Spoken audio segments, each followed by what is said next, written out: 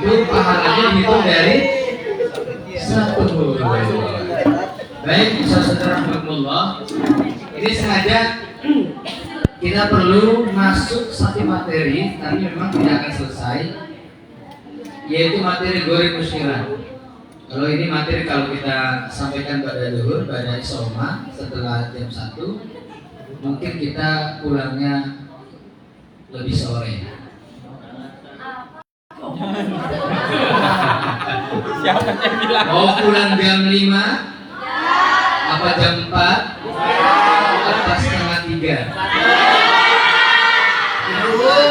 Setengah 3 ya?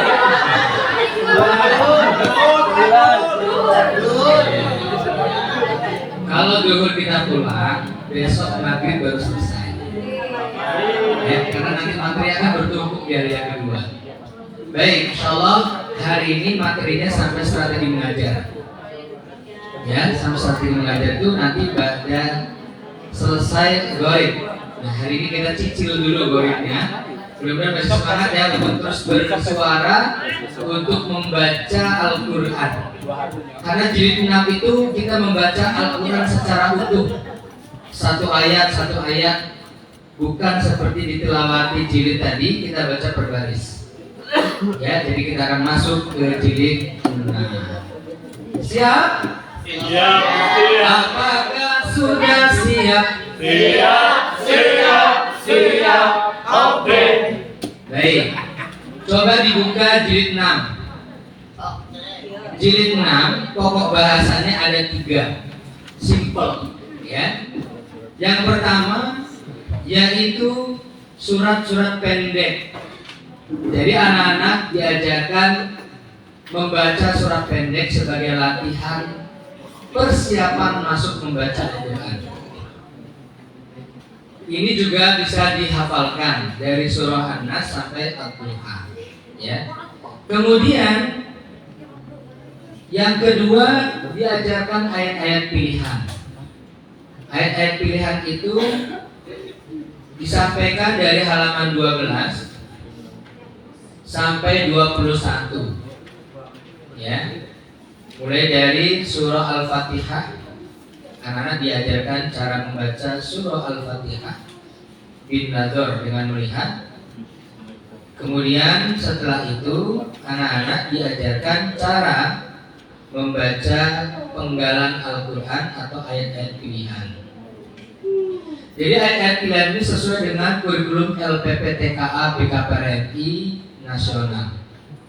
Jadi ada surah Al-Baqarah yang kita sebut dengan ayat 255 ya, dengan ayat apa? Ayat kursi, ya. Ini materi pilihan ini kalau kita paham maksud di dalamnya, guru bisa menjelaskan, ya, bahwa di dalam ayat kursi ini kita mengenalkan Allah kepada siswa kita, ya, dengan sifat-sifatnya, Al-Hayyu Al-Qayyum. Kemudian Al-Baqarah 3 ayat terakhir, lalu dilanjut Ali Imran, ya, ini tentang ciri orang yang bertakwa, ya, bahwa orang yang bertakwa itu ayat selanjutnya menjelaskan ayat sebelumnya. Dalam ulumul Quran itu disebut tafsirul ayat bil ayat. Alladzina yunfiquna fis sarra wad dharra wal kadhimil ghaidh. Itu bagian dari ciri-ciri orang yang bertakwa. Kemudian ayat pilihan berikutnya penggalan di surah Al-Isra ayat 23 sampai 27. Ada yang tahu ini terkait apa? Birrul walidain. Jadi birrul walidain itu kewajiban. Kewajibannya itu seiring, sejajar dengan kita menyembah hanya pada Allah. Wa qadha rabbuka alla ta'budu illa iyyah. Tuhanmu telah mewajibkan agar kalian tidak menyembah kecuali kepadanya. Bil walidaini ihsana, dan berbuat baiklah kepada kedua orang tua. Di dalam ayat ini kita bisa menjelaskan pada anak-anak bahwa orang tua kita itu nantinya akan tua renta, nggak bisa apa-apa. Kalau kita dulu bayi, dicebokin ya, dimandikan, nanti orang tua kita juga nanti seperti bayi, nggak bisa berbuat apa-apa.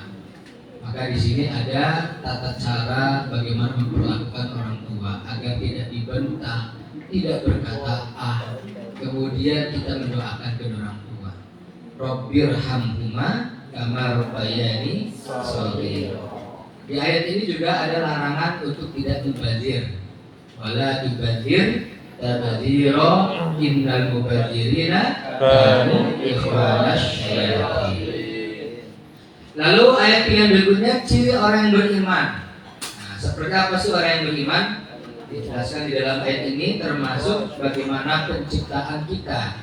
Ya, Allah menciptakan kita dari apa? Supaya kita paham, kita tidak sombong bahwa kita dulunya adalah apa. Itu ada di ayat ini.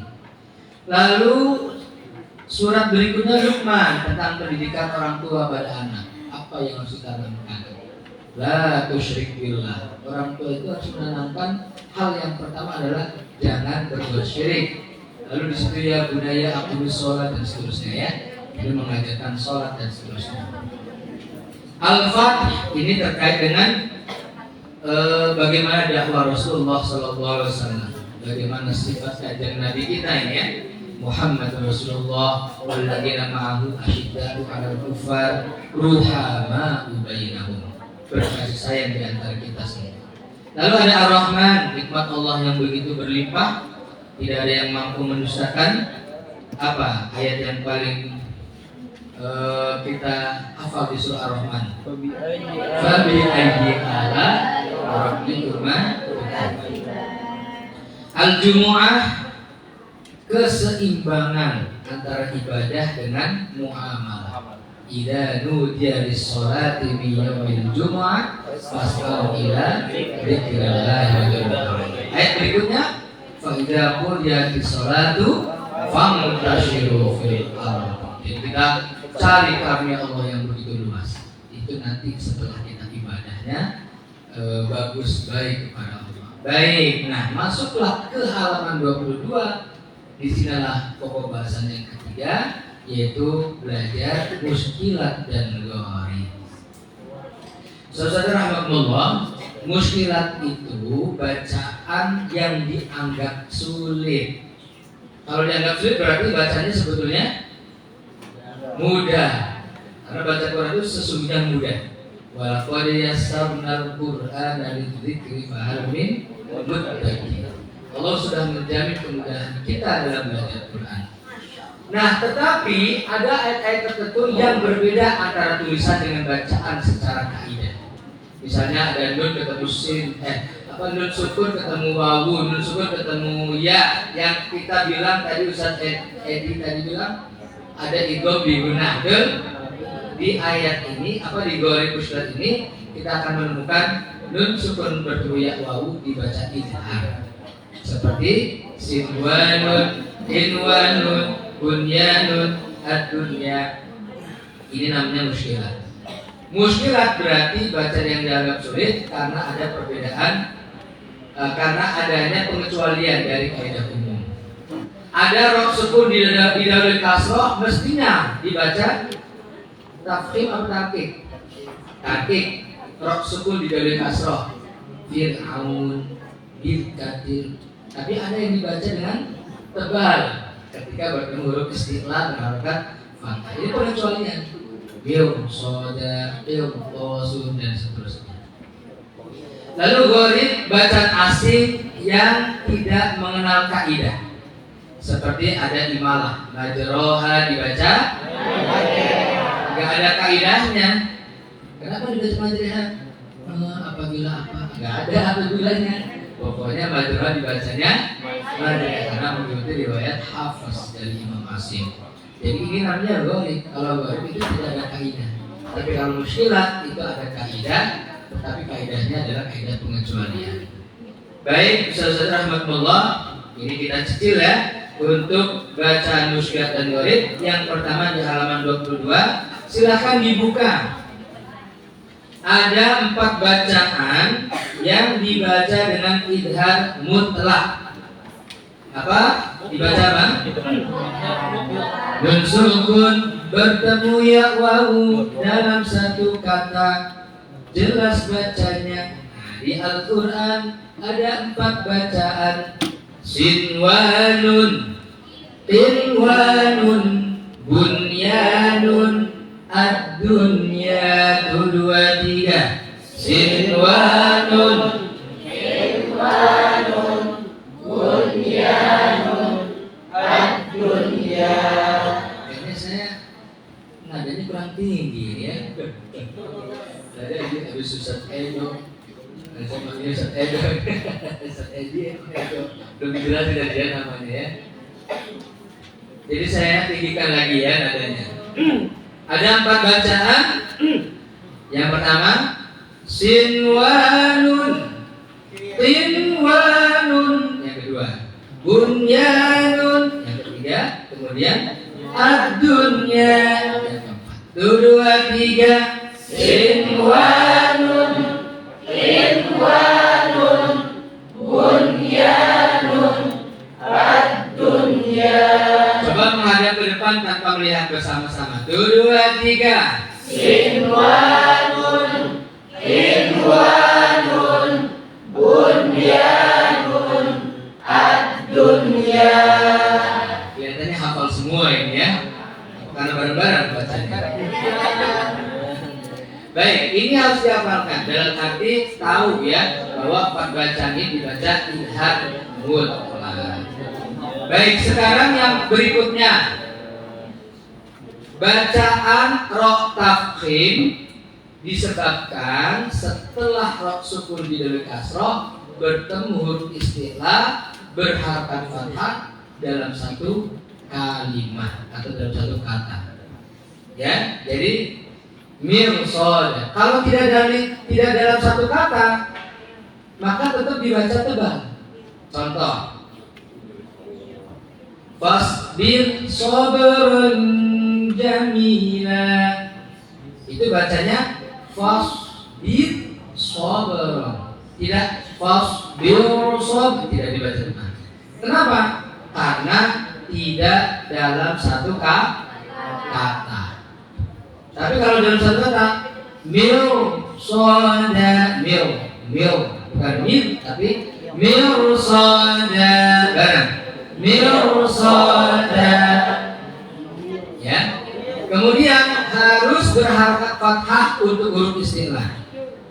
Karena kalau tidak berharakat fathah, misalnya kasroh, maka boleh tebal, boleh juga tipis. Contohnya firqin, ya, contohnya apa? Firqin, atau dibaca firqin. Nah, boleh firqin atau firqin. Nah, seperti itu. Baik. Ya, izin minum dulu.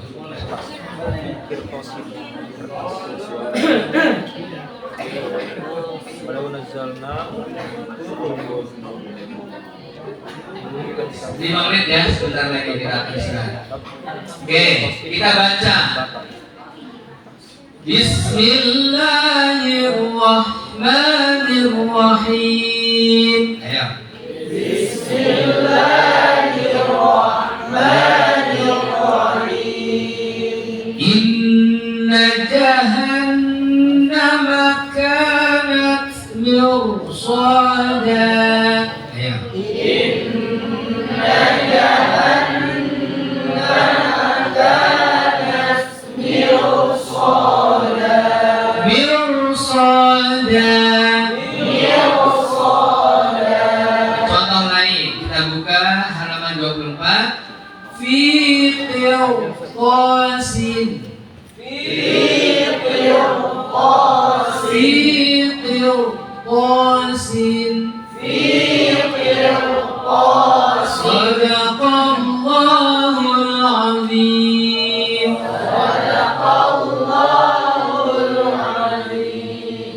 Baik, sementara sampai di sini, insyaallah kita sambung lagi pada Sohibah. Assalamualaikum warahmatullahi wabarakatuh.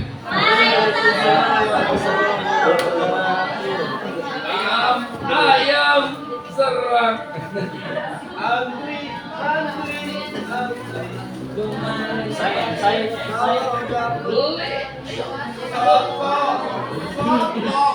MC mana?